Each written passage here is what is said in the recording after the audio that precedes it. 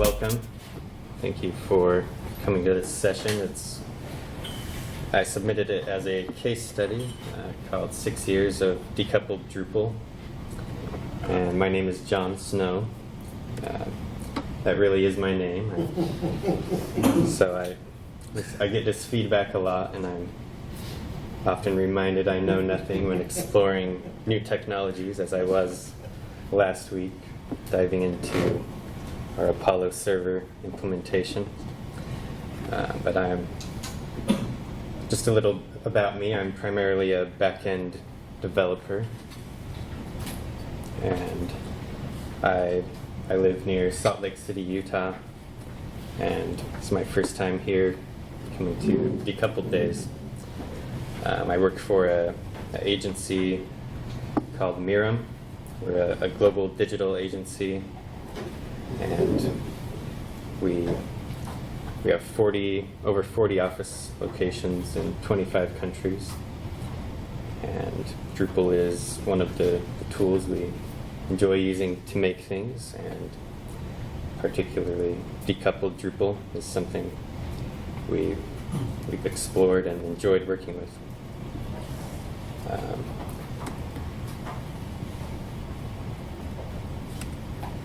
So before diving into the case study, I was kind of reflecting back.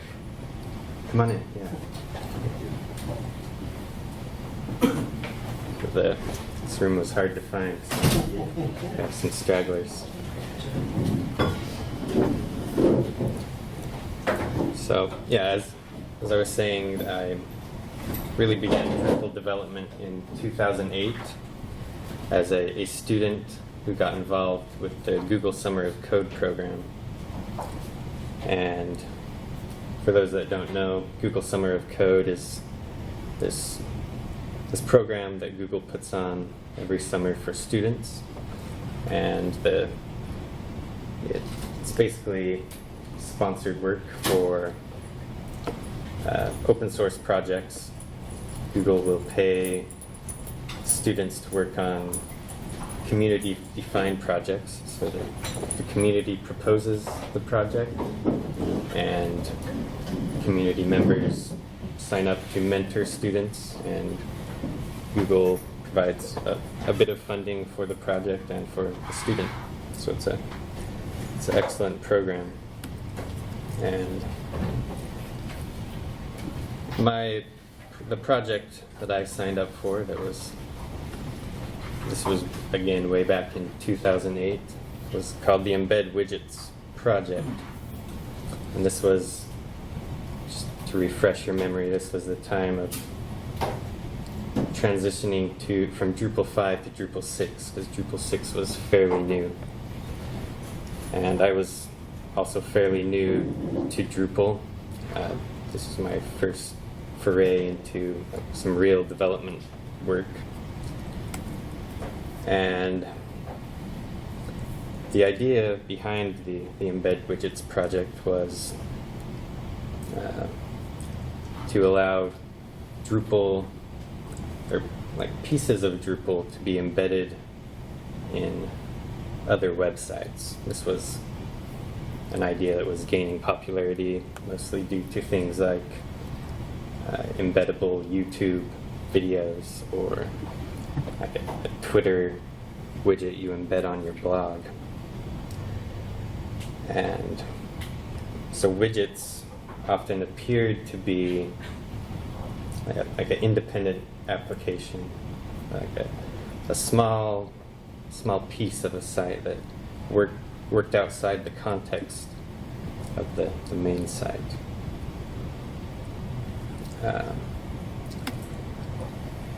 And during that summer, I was fortunate enough to have 4 mentors from the Drupal community volunteered their time to help me out with the project. And one of those mentors was Aaron WINBORN. And if you don't know about Aaron,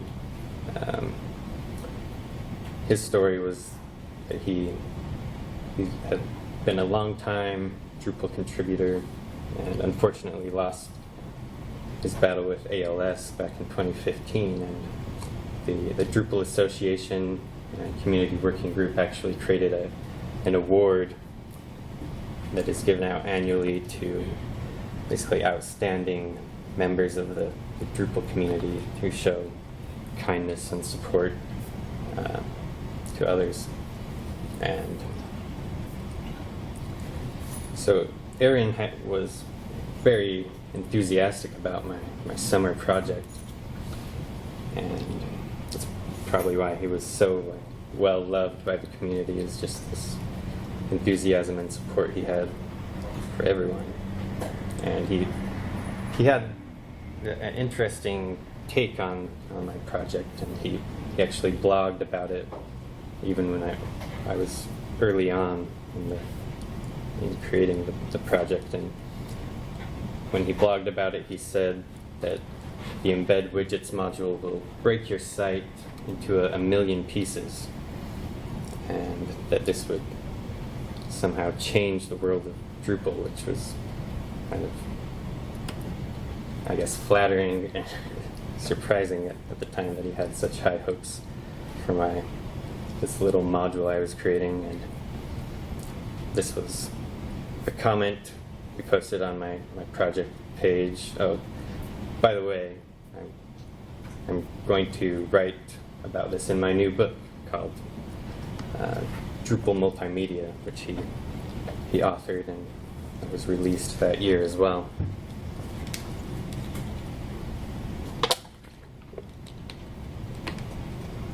So he thought that this idea of breaking your site into a million pieces would be a transformative force in Drupal, and that the embed widgets module was somehow the beginning of that concept.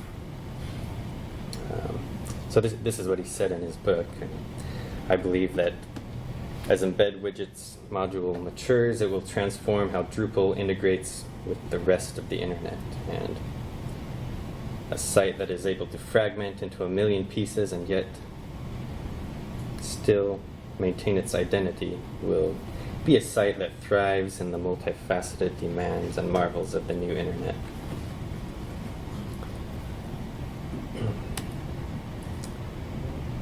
So here's, this is just a screenshot of the output and end result of my summer project way back when.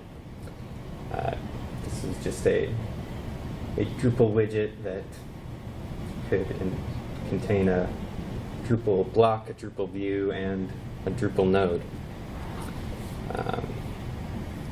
So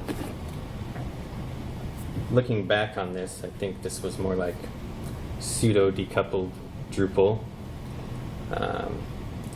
The actual implementation I landed on at the time was to use an iframe.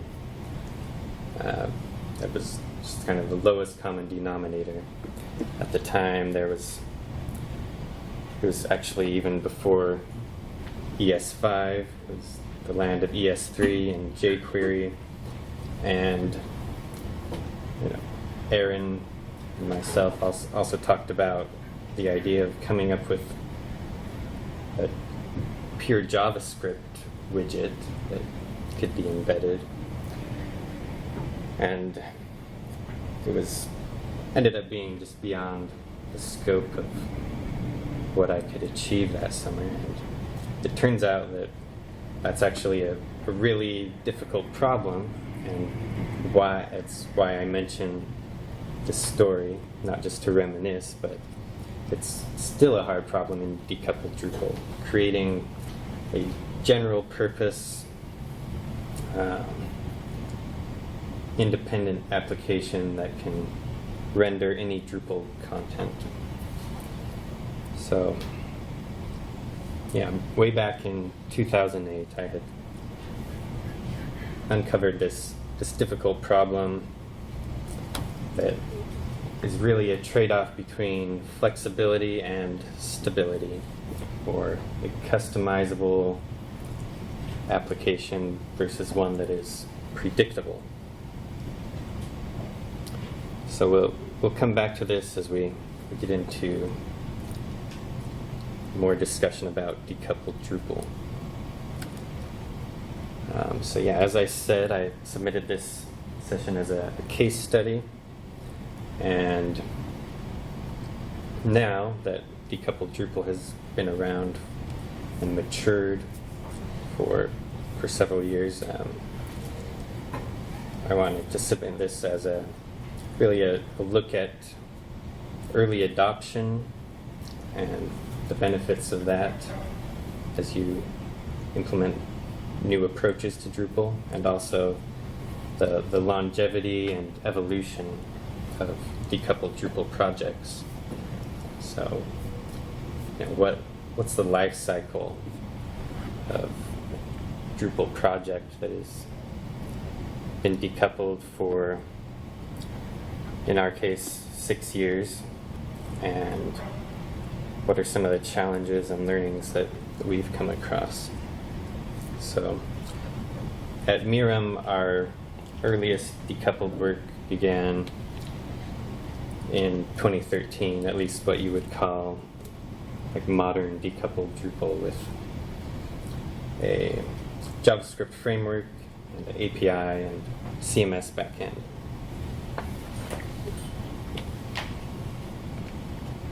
And our first project was an ambitious one. It was for our client Qualcomm, and you're free to visit the site qualcomm.com.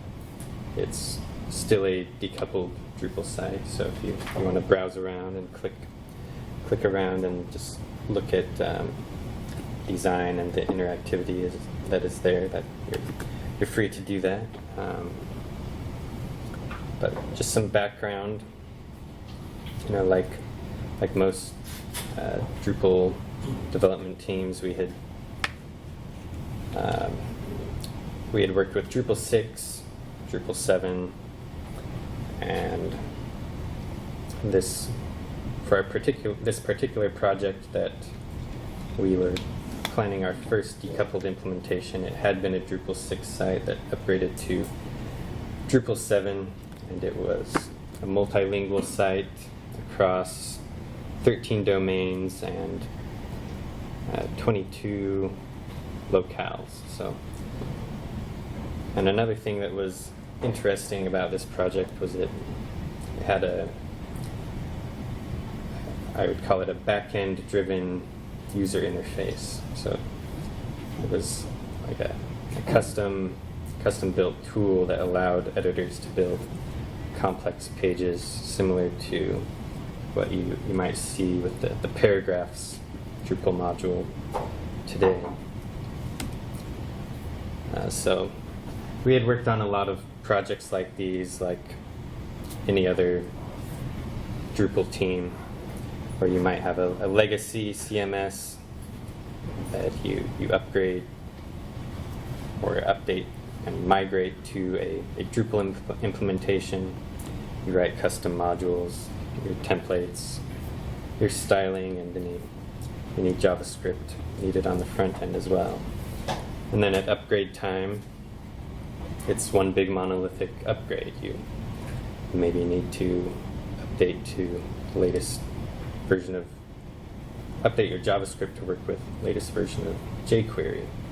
You update your CSS to maybe use whatever the latest tool is for generating CSS, whether that's Less or Sass, and you also update your backend Drupal modules.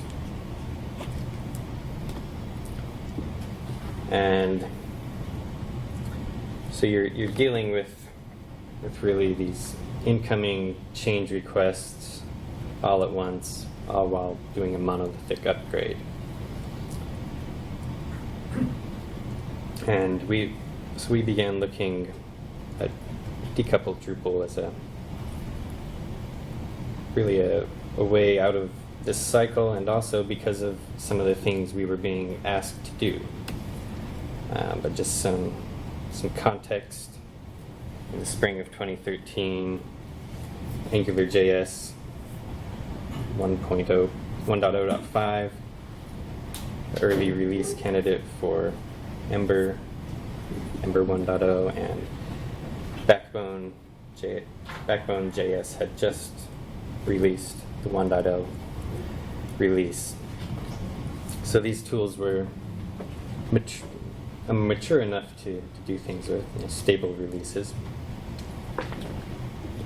And they were gaining popularity with our specialized front-end developers who were not necessarily Drupal developers. And a framework called React appeared a few months after this with a strange implementation. At least some people thought it was strange, JSX, and also a bad license that nobody liked. And this was also the time of Drupal 7. Drupal 8 was still 2.5 years away. But the initiative of creating web services on top of Drupal was largely gaining popularity still, and building that in Drupal core was a long-term initiative. So we could see where things were going. So why did we choose to go with a decoupled approach so early? And really it came down to, like I said, what we were being asked to do with Drupal. Our stakeholders wanted a richer user experience and a faster, more responsive site, and front-end developers wanted to use the latest tools, and marketers wanted to get their ideas out there more quickly. So if you're familiar with the solid principles conceptualized by Robert Martin, he was one of the fathers of the Agile Manifesto. One of those principles is the single responsibility principle, and he restated that a couple years ago as saying that the reason for that principle is really gathering together the things that change for the same reasons and separating those things that change for different reasons. And he also said that this is just another way to define coupling and cohesion. We want increased cohesion in the things that change together, change for the same reasons, and we want less coupling between things that change for another reason. And he also clarified that changes are because of people. Like, our software does not change, does not want to change itself, hopefully. And so when you get these, the different influences pulling you in these different directions, that's an opportunity for decoupling. So it's about people. Our clients were coming to us saying they wanted a richer, more rich user interface, and they wanted to iterate on that rapidly. Our front-end developers said, well, we want to do that as well, but we'll be able to do it more easily with these modern tools and frameworks. And we also had experience with those tools on non-Drupal projects. So our development teams are fairly decoupled as well. A front-end specialist may work on a Drupal project, but also maybe a Sitecore project or a .NET project. So because of those reasons, we needed a UI layer that was highly cohesive and could be iterated on separately from other parts of the system. So after prototyping in Angular, those early versions of Angular, Backbone, and Ember, most of our front-end team decided that Ember.js was the way to go. It marketed itself as a framework for ambitious web developers. And we combined that with Drupal 7, even though we were hoping Drupal 8 was just around the corner, but it was a long, very long release cycle in the history of Drupal. So we went forward with Drupal 7, a soon-to-be obsolete CMS. So, what could go wrong?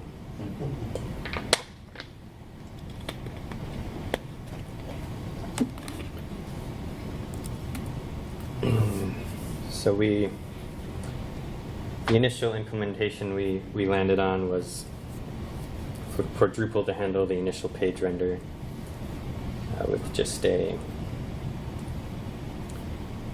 like head tag, pretty much an empty body tag, and include our Ember bundle. And the benefit of this was, Drupal could still support path aliasing, and editors could still control the redirects within Drupal, and the meta tags could still be generated by Drupal. And our caching and security models still remained pretty much the same. There were not really any additional layers to this approach. And by this time, people had started to talk about partially decoupled Drupal versus fully decoupled Drupal. And even though Drupal was providing the initial page template,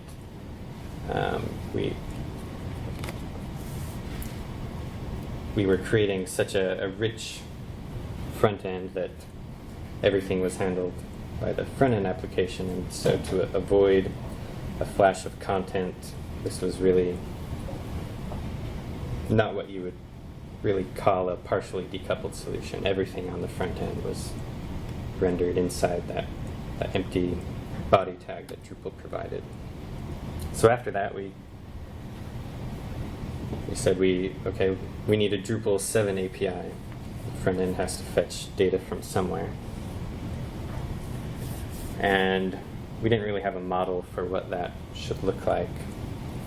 But for this first decoupled project, it turned out we didn't really need too many API endpoints. What we needed was an endpoint that took a Drupal path and returned a JSON representation of that path, and also an endpoint that returned a list of menus and menu links that should appear on the front end. And then another endpoint that was only called for the initial page, the initial time that the application is being initialized, containing some configuration, maybe some API keys, and also translatable strings, UI strings, since this was a multilingual Drupal project.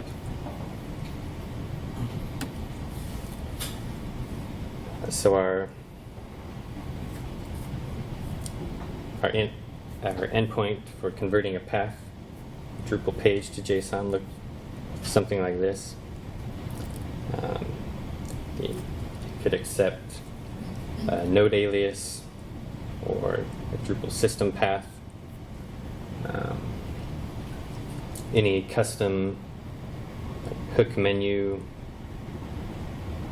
paths declared by custom modules also had to have a corresponding JSON implementation. And that's when we discovered the routing problem in decoupled Drupal,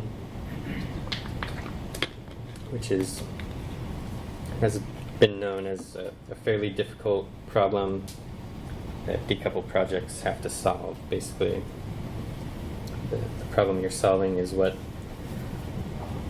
happens when a user clicks a link, since the front-end framework typically overrides the default behavior of links that a browser would implement. When you click a link, you have to determine what data to fetch. And so some of the tricky things about this is, what if the URL that it needs to fetch, the page that it needs to fetch, has been replaced with a redirect? Or what if it's an asset like a PDF instead of something that can be fetched from the API as JSON? Or what if it is a JSON response, but or something that can be fetched by the API, but the user chooses to right-click that link and open it in a new tab instead of having the default click behavior that your app is expecting. So that's pretty small. Hopefully you can read that. But for a redirect, we would return just a simple redirect response, which is not actually a HTTP redirect. So, it's the front-end app actually just needs to update the state of the URL bar.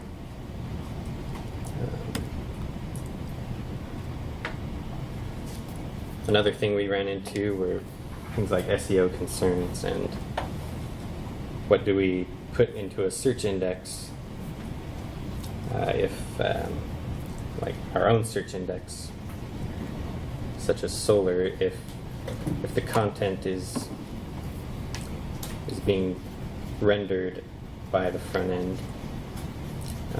We've still found that the Drupal generated markup was useful for these concerns.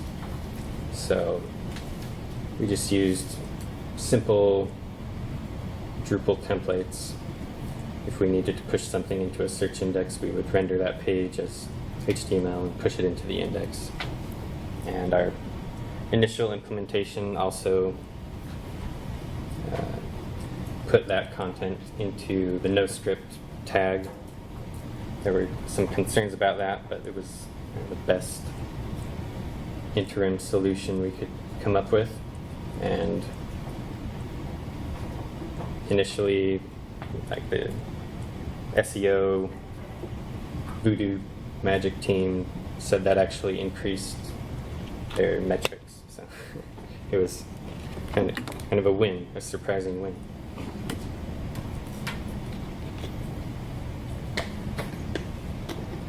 Another thing we shortly discovered was that decoupling really occurs on a spectrum.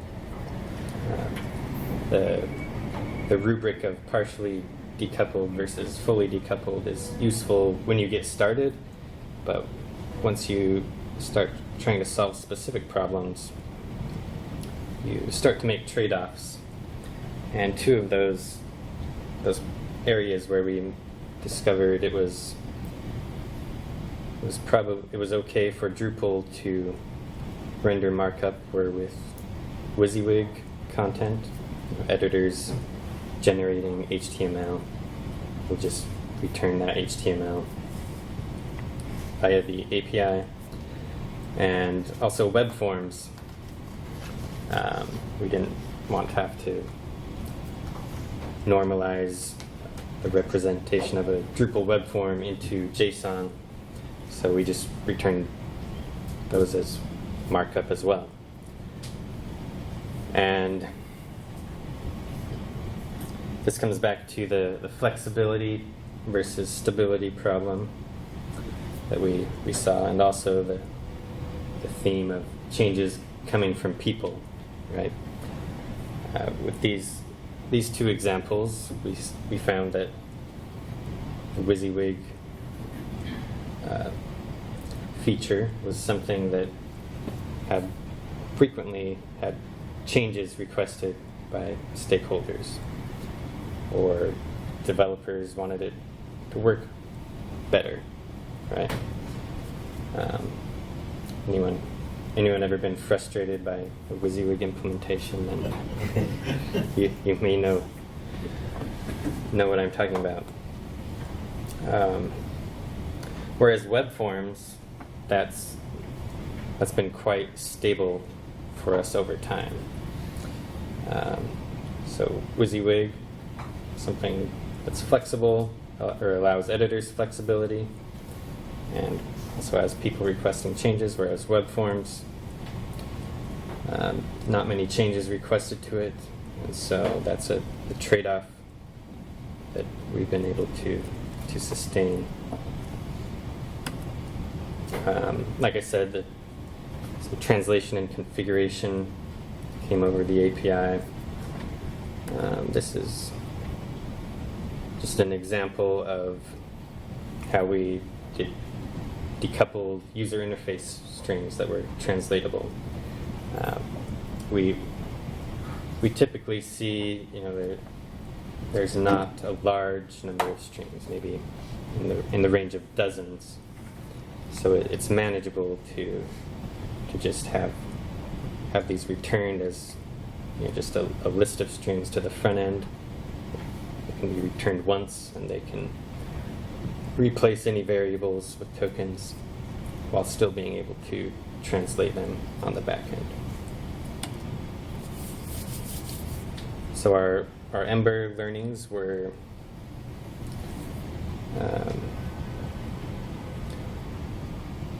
first of all, that the feedback we got for our first decoupled Drupal project was very, very good as far as the user interface that people created. Some people told us it was one of the most beautiful UIs as far as a Drupal project at that time. We also found that working with decoupled Drupal was pretty enjoyable. Our front-end team was happy, back-end team was able to support their needs. And some of the things we learned that we wanted to change was, and this was probably a consequence of being an early adopter of Ember.js, was our initial payload for that first implementation was quite large, and so while the performance was acceptable within like the US or people with high-speed internet, some parts of the world were complaining that the site took forever to load initially. And also, Ember being in a more opinionated framework, with the promise that onboarding developers would be easier, and that it had solved conventions, or that it had conventions to solve common problems, did not always hold true for us. And we also found ourselves in the cycle of waiting for new features coming out for Ember, such as fast boot, which would allow us to do server-side rendering, and also some features that would allow code splitting. These would solve some of our problems, but we were being told, oh, that's on the roadmap for 8 months from now. But the reason we got into decoupled Drupal was to be able to iterate quickly and to have a faster front end. So we talked about the coupled Drupal update cycle, and as we got a few years of decoupled experience, we saw that the release cycle begins to look something like this. We could replace our Ember front end with a React front end if we decided. Drupal 7 could be upgraded to Drupal 8 separately from the front end. So we have what we achieved seemed to be just one cohesive layer on the front end, decoupled from the back end. And as I mentioned, since changes are requested by people, and we were waiting on changes from the Ember framework, we also saw React gain more and more popularity. And so we began prototyping with React, and this was probably late 2015, early 2016. It had really picked up a lot of steam in the front-end world, and even hiring became easier. We were seeing a lot of very strong JavaScript applicants who had React experience. So we began replatforming our decoupled Drupal implementations onto React. I think we still use Ember on some non-Drupal projects, but for our needs, React has been very good.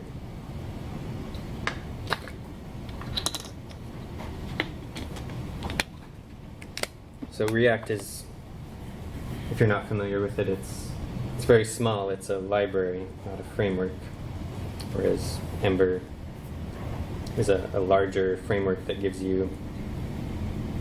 tries to give you everything you could need for an application. React just gives you a way to render components and pass state to them. And we were able to very quickly prototype a isomorphic or universal React implementation that would be rendered on the server, or the initial render would take place on the server, which was something we had been waiting for a solution for from the Ember framework. And so since we were able to move so quickly with React, that was one of the major reasons we decided to replatform. And that caused us to have to revisit the routing problem, since we still had to figure out, okay, what happens when a user clicks a link on the front end. We also had to figure out, well, now that we have this Node server-side JavaScript running in Node, what happens when a request comes in? And here's some examples. The admin path might go to Drupal, same with the API path, but anything that needs to be rendered to the user should go to Node. And initially we thought we could solve this by just having like a hard-coded list of URLs directing, or even URL patterns directing requests to the appropriate backend. And this could potentially work for some projects, but in our case, where stakeholders still wanted full control over path aliases and redirects, we ran into some edge cases where just having explicit rules did not work. So another way to solve it would be to have all requests go to Drupal, or have them all go to Node. So in our case, since Drupal was the source of truth, we had requests go to Drupal first, and then since Varnish reverse proxy server was a part of our stack, if Drupal decided that the response was going to be markup and something that should be shown to the user, basically the user-facing theme and not the admin theme, it would emit this header. And Varnish has this concept of retrying a request. And so some simple logic to send that request then to the node backend. This is what that looks like. So I'm running low on time, but if you want to go back on these and look at these in more detail, this is being recorded.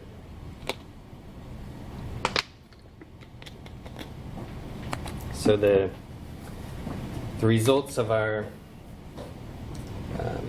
I guess, experiments with React were that the isomorphic and universal implementation produced much faster results for the initial page render.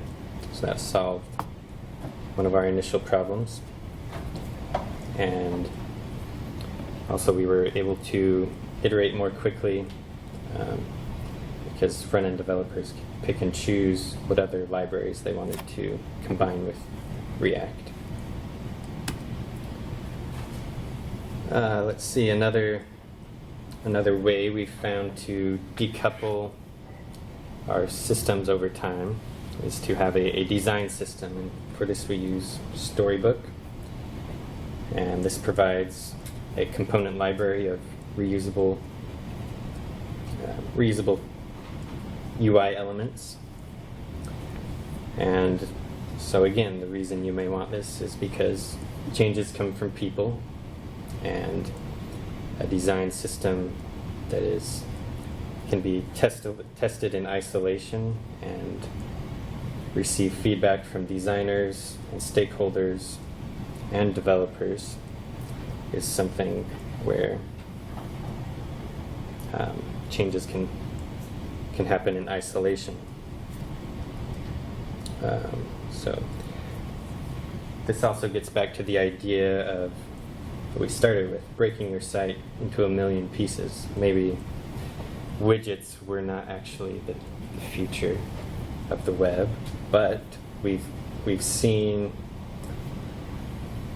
now that we're a few years into the life cycle of decoupled projects, we've seen a greater demand for components that initially lived only on a Drupal site to be used on other sites, maybe a temporary marketing landing page, or the login page for some other system that is completely separate from Drupal.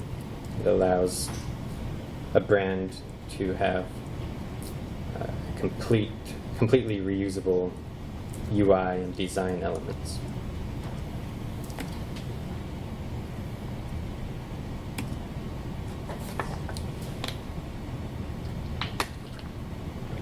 Going to go through this quickly.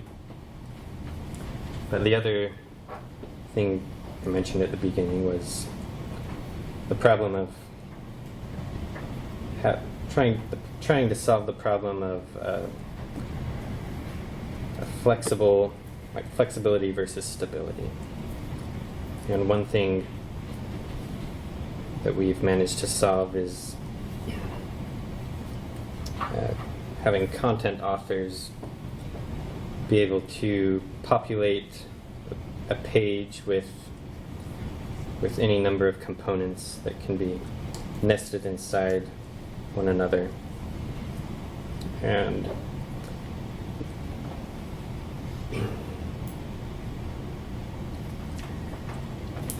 so nesting, but also reordering, and this really provides a way for the back end to drive the UI, so that the front end doesn't necessarily know what the user interface is going to be. And this isn't something that we always use. For example, a blog might have a well-defined UI structure where it's maybe a header and an article. This sort of flexible editorial authoring allows us to get away from some of the problems of a WYSIWYG editor, but also give editors complete control over how a page looks. This, what I'm showing here, is a tool we've created internally. Each component is a Drupal entity with its own fields and can be reordered on a page.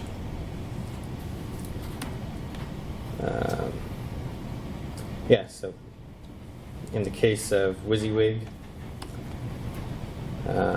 another thing we've found that somewhat solves this problem is tokens. So tokens are something Drupal has supported for a long time. And initially, we had Drupal converting the token to a template like you would typically do.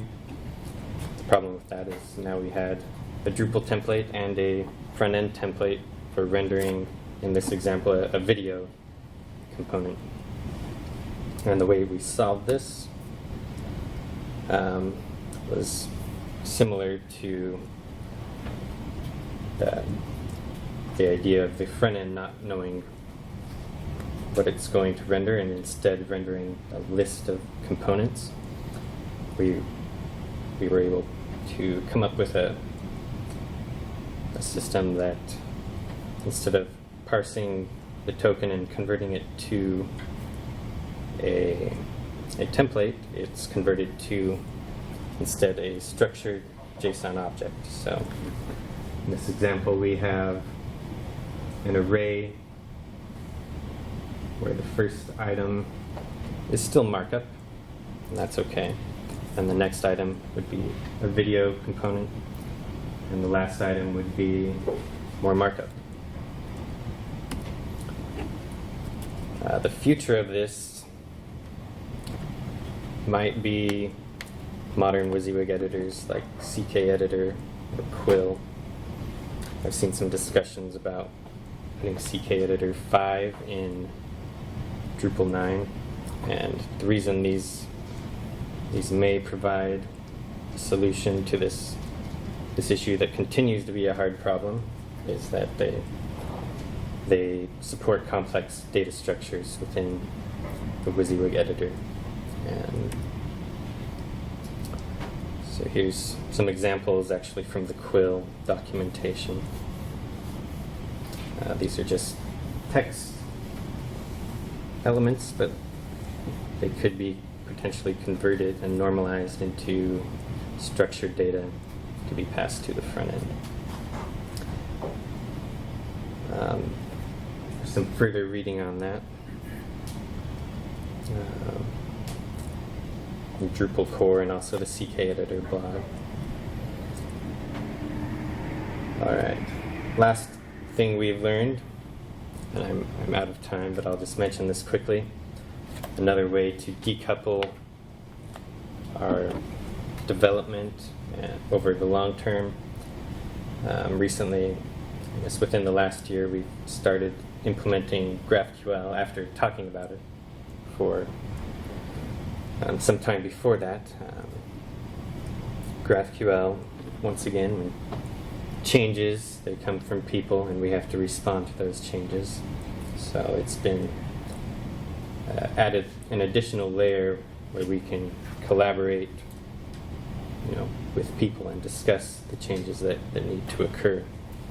So just further decoupling, we use Apollo as the best of breed service out there for implementing GRAPHQL. And that's another benefit that we've found over a long-term life cycle of a Drupal project, a decoupled project, is that we are able to select, the best of breed tools instead of waiting around to see what's Drupal going to do, what's Ember going to do.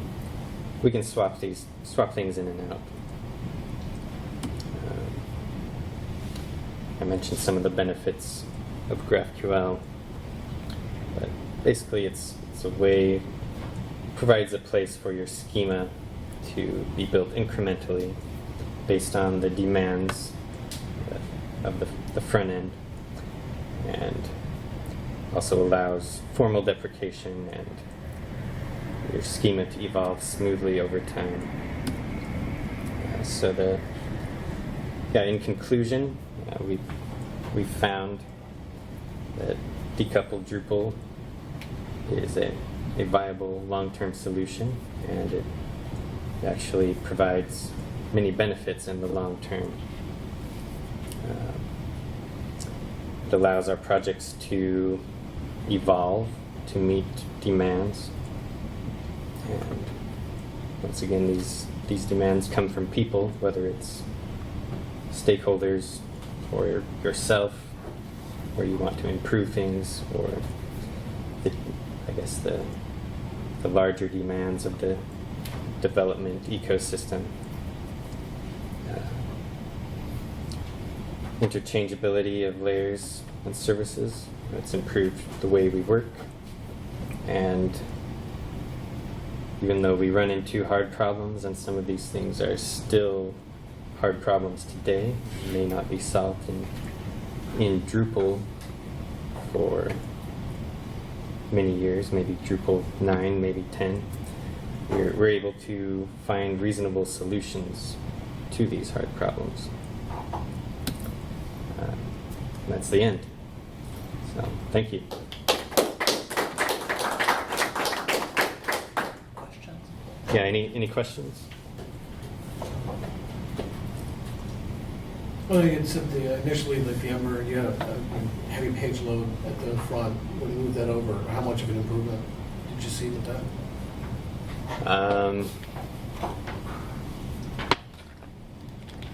It was pretty significant improvement. I don't have metrics with me, but yeah, drastically faster. Sometimes you would see a loading bar, and it was, like I said, it was an acceptable initial page load time for most of us in the U.S., but maybe you're in China on a mobile device behind the Great Firewall, and it's taking 5 minutes to load. But that drastically reduced the page load time for those kinds of situations.